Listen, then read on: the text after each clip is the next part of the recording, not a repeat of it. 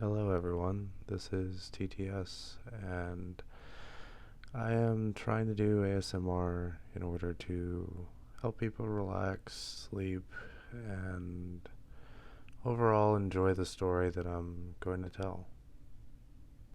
Chapter 1: The Boy Who Lived. Mr. and Mrs. Dursley of number 4 Privet Drive were proud to say that they were perfectly normal. Thank you very much. They were the last people you'd expect to be involved in anything strange or mysterious, because they just didn't hold with such nonsense. Mr. Dursley was the director of a firm called Grunnings, which made drills. He was a big, beefy man with hardly any neck, although he did have a very large mustache. Mrs. Dursley was thin and blonde. The Dursleys had everything they wanted, but they also had a secret, and their greatest fear was that somebody would discover it. They didn't think they could bear it if anyone found out about the Potters. Miss Potter was Miss Dursley's sister, but they hadn't met for several years. In fact, Miss Dursley pretended she didn't have a sister, because her sister and her good-for-nothing husband were as un-Dursleyish as it was possible to be. The Dursleys shuddered to think what the neighbors would say if the Potters arrived in the street. The Dursleys knew that the Potters had a small son too, but they had never even seen him. This boy was another good reason for the Potters to keep away. They didn't want Dudley mixing with a child like that. When Mr. and Miss Dursley woke up on the dull, gray Tuesday our story starts, there was nothing about the cloudy sky outside to suggest that strange and mysterious things would soon be happening all over the country. Mr. Dursley hummed as he picked out his most boring tie for work, and Miss Dursley gossiped away happily as she wrestled a screaming Dudley into his high chair. None of them noticed a large, tawny owl flutter past the window. At 8:30, Mr. Dursley picked up his briefcase, pecked Miss Dursley on the cheek, and tried to kiss Dudley goodbye, but missed because Dudley was now having a tantrum and throwing his cereal at the walls. "Little tyke," chortled Mr. Dursley as he left the house. He got into his car and backed out of number 4's drive. It was on the corner of the street that he noticed the first sign of something peculiar: a cat reading a map. For a second, Mr. Dursley didn't realize what he had seen. Then he jerked his head around to look again. There was a tabby cat standing on the corner of Privet Drive, but there wasn't a map in sight. What could he have been thinking of? It must have been a trick of the light. Mr. Dursley blinked and stared at the cat. It stared back. As Mr. Dursley drove around the corner and up the road, he watched the cat in his mirror. It was now reading the sign that said Privet Drive. No, looking at the sign. Cats couldn't read maps or signs. Mr. Dursley gave himself a little shake and put the cat out of his mind. As he drove towards town, he thought of nothing except a large order of drills he was hoping to get that day. But on the edge of town, drills were being driven out of his mind by something else. As he sat in the usual morning traffic jam, he couldn't help but noticing that there seemed to be a lot of strangely dressed people about. People in cloaks. Mr. Dursley couldn't bear people who dressed in funny clothes, the get-ups you saw on young people. He supposed that this was some stupid new fashion. He drummed his fingers on the steering wheel, and his eyes fell on the huddle of these weirdos standing quite close by. They were whispering excitedly together. Mr. Dursley was enraged to see that a couple of them weren't young at all. Why, that man had to be older than he was, and wearing an emerald green cloak. The nerve of him! But then it struck Mr. Dursley that this was probably some silly stunt. These people were obviously collecting for something. Yes, that would be it. The traffic moved on, and a few minutes later, Mr. Dursley arrived in the Grunnings parking lot, his mind back on drills. Mr. Dursley always sat with his back to the window in his office on the 9th floor. If he hadn't, he might have found it harder to concentrate on drills that morning. He didn't see the owls swooping past in broad daylight, though people down in the street did. They pointed and gazed open-mouthed, as owl after owl sped overhead. Most of them had never seen an owl even at nighttime. Mr. Dursley, however, had a perfectly normal owl-free morning. He yelled at 5 different people, he made several important telephone calls, and shouted a bit more. He was in a very good mood until lunchtime, when he thought he'd stretch his legs and walk across the road to buy himself a bun from the bakery. He'd forgotten all about the people in cloaks until he passed a group of them next to the baker's. He eyed them angrily as he passed. He didn't know why, but they made him uneasy. This bunch were whispering excitedly, too, and he couldn't see a single collecting tin.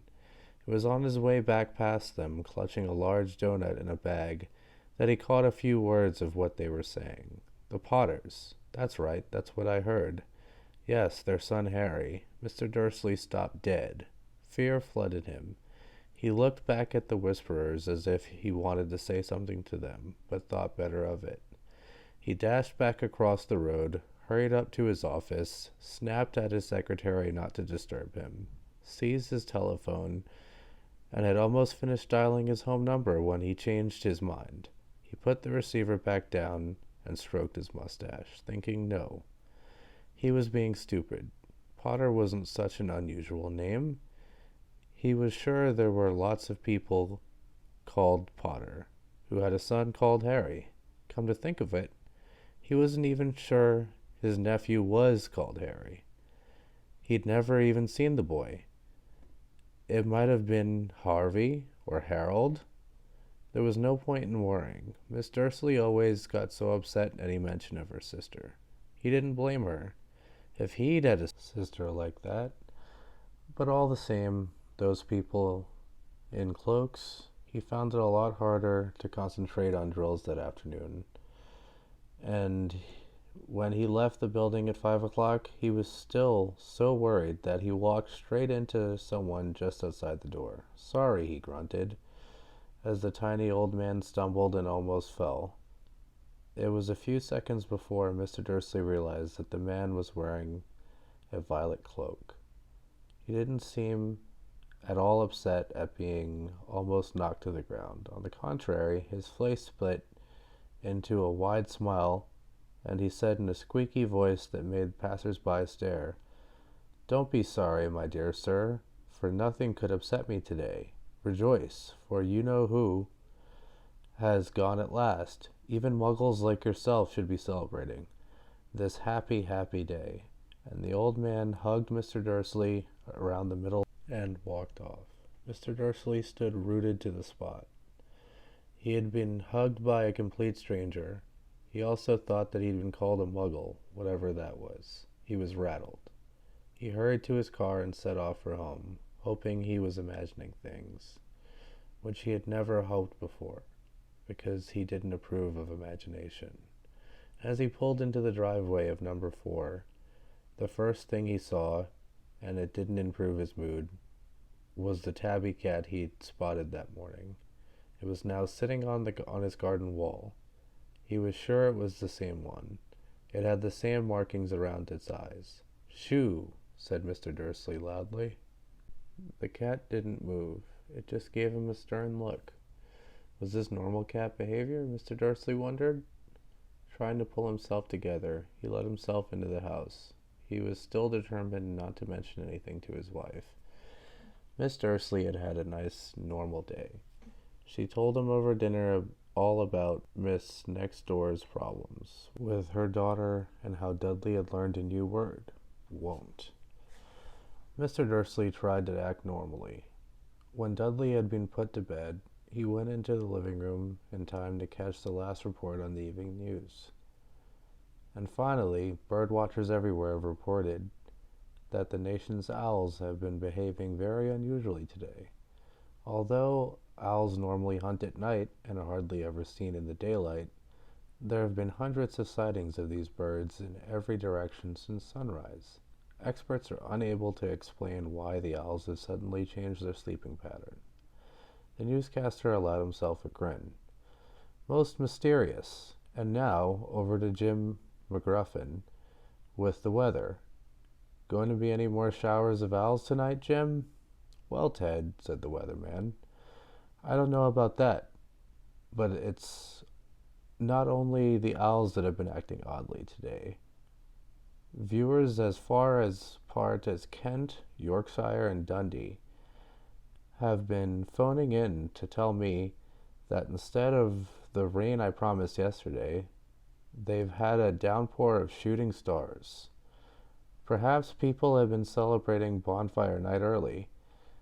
It's not until next week, folks, but I can promise a wet night tonight. Mr. Dursley sat frozen in his armchair. Shooting stars all over Britain? Owls flying by daylight? Mysterious people in cloaks all over the place? And a whisper about the Potters? Miss Dursley came into the living room, carrying 2 cups of tea. It was no good. He'd have to say something to her. He cleared his throat nervously. Petunia? Dear? You haven't heard anything from your sister lately, have you? As he had expected, Miss Dursley looked shocked and angry. After all, they normally pretended she didn't have a sister. No, she said sharply. Why? Funny stuff on the news, Mr. Dursley mumbled. Owls, shooting stars, and there were a lot of funny-looking people in town today. So? Snapped Miss Dursley. Well, I thought maybe it was something to do with, her crowd. Miss Dursley sipped her tea through pursed lips. Mr. Dursley wondered whether he dared tell her he heard the name Potter. He decided he didn't dare. Instead, he said, as casually as he could, their son. He'd be about Dudley's age now, wouldn't he? I suppose so, said Miss Dursley stiffly.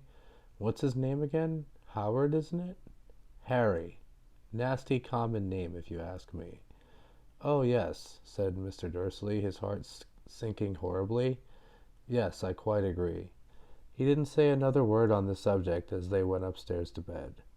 While Miss Dursley was in the bedroom, Mr. Dursley crept to the bedroom window and peered down into the front garden. The cat was still there.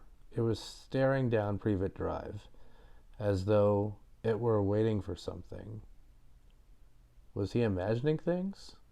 Could all this have anything to do with the Potters? If it did, if it got out that they were related to a pair of, well, he didn't think he could bear it. The Dursleys got into bed. Miss Dursley fell asleep quickly, but Mr. Dursley lay awake, turning it all over in his mind. His last comforting thought before he fell asleep was that even if the Potters were involved, there was no reason for them to come near him and Miss Dursley. The Potters knew very well what he and Petunia thought about them and their kind. He couldn't see how he and Petunia could get mixed up in anything that might be going on. He yawned and turned over. It couldn't affect them. How very wrong he was. Mr. Dursley might have been drifting into an uneasy sleep, but the cat on the wall outside was showing no signs of sleepiness. It was sitting as still as a statue, its eyes fixed unblinkingly on the far corner of Privet Drive. It didn't so much as quiver when a car door slammed on the next street, nor when the 2 owls swooped overhead. In fact, it was nearly midnight before the cat moved at all. A man appeared on the corner. The cat had been watching. Appeared so suddenly and silently you'd have thought he'd just popped out of the ground. The cat's tail twitched and its eyes narrowed. Nothing like this man had ever been seen on Privet Drive. He was tall, thin, and very old. Judging by the silver of his hair and his beard, which were both long enough to tuck into his belt, he was wearing long robes, a purple cloak that swept the ground, and high-heeled, buckled boots. His blue eyes were light, bright, and sparkling behind half-moon spectacles, and his nose was very long and crooked, as though it had been broken at least twice. This man's name was Albus Dumbledore. Albus Dumbledore didn't seem to realize that He had just arrived in a street where everything from his name to his boots was unwelcome. He was busy rummaging in his cloak, looking for something, but he didn't seem to realize he was being watched, because he suddenly looked up at the cat, which was still staring at him from the other end of the street. For some reason, the sight of the cat seemed to amuse him. He chuckled and muttered, "I should have known." He found what he was looking for in his inside pocket. It seemed to be a silver cigarette lighter. He flicked it open, held it up in the air, and clicked it. The nearest street lamp went out with a little pop. Clicked it again. The next lamp flickered. "You'd be stiff if sitting on a brick wall all day," said Professor McGonagall. "All day? When you could have been celebrating?" "I must have passed a dozen feasts and parties on my way here." Professor McGonagall sniffed angrily. "Oh yes, everyone's celebrating all right," she said impatiently. "You'd think they'd be a bit more careful, but no, even the Muggles have noticed something going on. It was on their news." She jerked her head back at the Dursleys' dark living room window. "I heard it. Flocks of owls, shooting stars. Well, they're not completely stupid. They were bound to notice something. Shooting stars down in Kent. I'll bet that was Daedalus Diggle. He never had much sense." "You can't blame them," said Dumbledore gently. "We've had precious little to celebrate for 11 years. "I know that," said Professor McGonagall irritably. "But that's no reason to lose our heads. People are being downright careless, out on the streets in broad daylight, not even dressed in Muggle clothes, swapping rumors." She threw a sharp sideways glance at Dumbledore here, as though hoping he was going to tell her something. But he didn't, so she went on. "A fine thing it would be if, on the very day you-know-who seems to have disappeared at last, the Muggles found out about us all. I suppose he really has gone, Dumbledore?" "It certainly seems so," said Dumbledore. "We have much to be thankful for. Would you care for a lemon drop?" "A what?" "A lemon drop. They're a kind of Muggle sweet I'm rather fond of." "No, thank you," said Professor McGonagall coldly, as she thought she didn't think this was the moment for lemon drops. "As I say, even if you-know-who has gone." "My dear Professor, surely a sensible person like yourself can call him by his name. All this you-know-who nonsense. For 11 years, I have been trying to persuade people to call him by his proper name, Voldemort." Professor McGonagall flinched, but Dumbledore, who was unsticking 2 lemon drops, seemed not to notice. "It all gets so confusing if we keep saying you-know-who. I have never seen any reason to be frightened of saying Voldemort's name." "I know you haven't," said Professor McGonagall, sounding half exasperated, half admiring. "But you're different. Everyone knows. You're the only one you-know-who—" "Oh, all right, Voldemort was frightened of." "You flatter me," said Dumbledore calmly. "Voldemort had powers I will never have, only because you're too, well, noble to use them. It's lucky. It's dark. I haven't blushed so much since Madame Pomfrey told me she liked my new earmuffs." Professor McGonagall shot a look at Dumbledore and said, "The owls are nothing next to the rumors that are flying around. You know what everyone's saying? About why he disappeared? About what finally stopped him?" It seemed that Professor McGonagall had reached the point she was most anxious to discuss, the real reason she had been waiting on a cold, hard wall all day. For neither as a cat nor as a woman had she fixed Dumbledore with such a piercing stare as she did now. It was plain that whatever everyone was saying, she was not going to believe it until Dumbledore told her it was true. Dumbledore, however, was choosing another lemon drop and did not answer. What they're saying, she pressed on, is that last night Voldemort turned up in Godric's Hollow. He went to find the Potters. The rumor is that Lily and James Potter that they're dead. Dumbledore bowed his head. Professor McGonagall gasped. Lily and James, I can't believe it. I didn't want to believe it. Oh, Albus. Dumbledore reached out and patted her on the shoulder. I know, he said heavily. Professor McGonagall's voice trembled as she went on. That's not all. They're saying he tried to kill the Potter's son, Harry, but he couldn't. He couldn't kill that little boy. No one knows why or how, but they're saying that when he couldn't kill Harry Potter, Voldemort's power somehow broke. And that's why he's gone. Dumbledore nodded glumly. It's true? Faltered Professor McGonagall. After all, he's done. All the people he's killed. He couldn't kill a little boy? It's just astounding. Of all the things to stop him, how in the name of heaven did Harry survive? We can only guess, said Dumbledore. We may never know. Professor McGonagall pulled out a lace handkerchief and dabbed her eyes beneath her spectacles. Dumbledore gave a great sniff as he took the golden watch from his pocket and examined it. It was a very odd watch. It had 12 hands but no numbers. Instead, little planets were moving around the edge. It must have made sense to Dumbledore, though, because he put it back in his pocket and said, Hagrid's late. I suppose it was he who told you I'd be here, by the way. Yes, said Professor McGonagall, and I don't suppose you're going to tell me why you're here of all places. I've come to bring Harry to his aunt and uncle.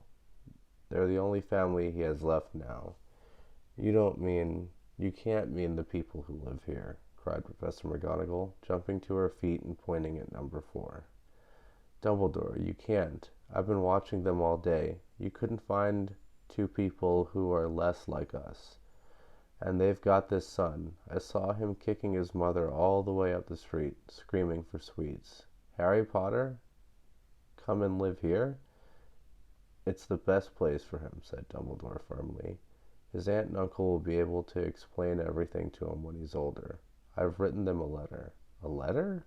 Repeated Professor McGonagall faintly, sitting back down on the wall. Really, Dumbledore? You think you can explain all this in a letter? These people will never understand him. He'll be famous, a legend. I wouldn't be surprised if today was known as Harry Potter Day in the future.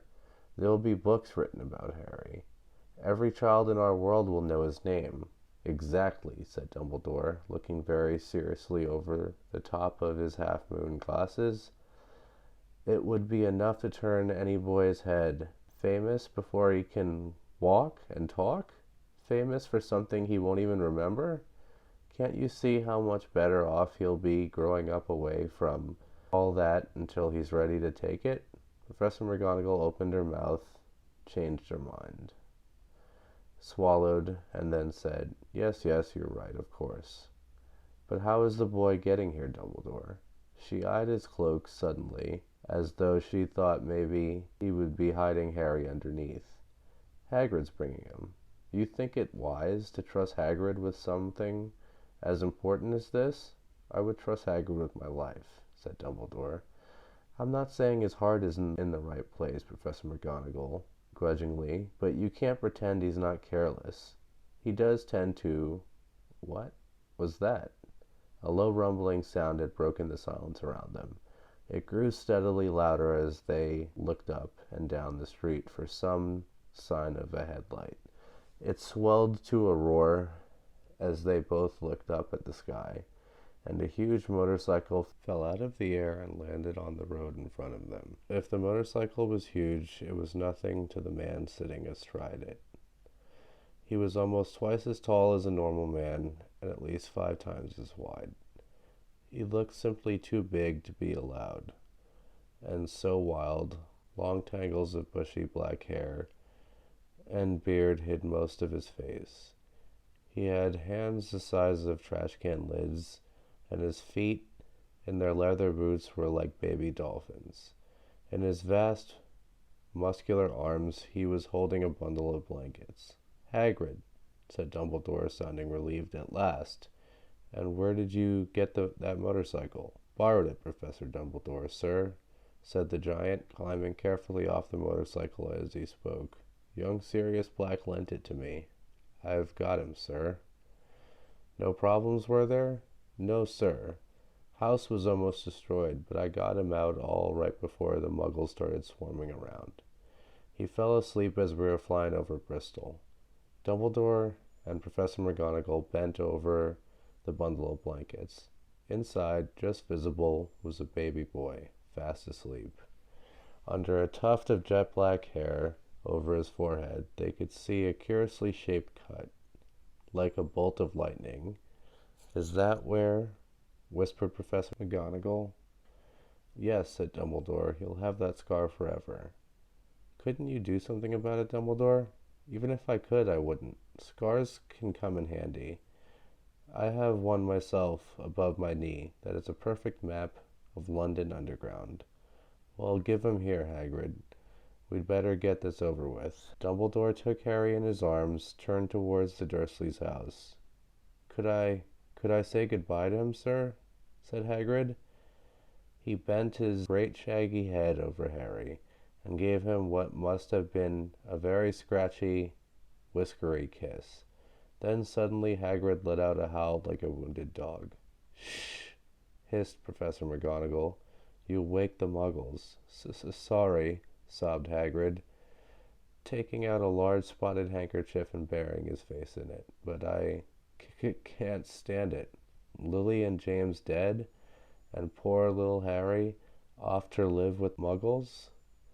Yes, it's all very sad, but get a grip on yourself, Hagrid, or we'll be found," Professor McGonagall whispered, patting Hagrid gingerly on the arm as Dumbledore stepped over the low garden wall and walked to the front door. He laid Harry gently on the doorstep, took a letter out of his cloak, tucked it inside Harry's blankets, and then came back to the other two.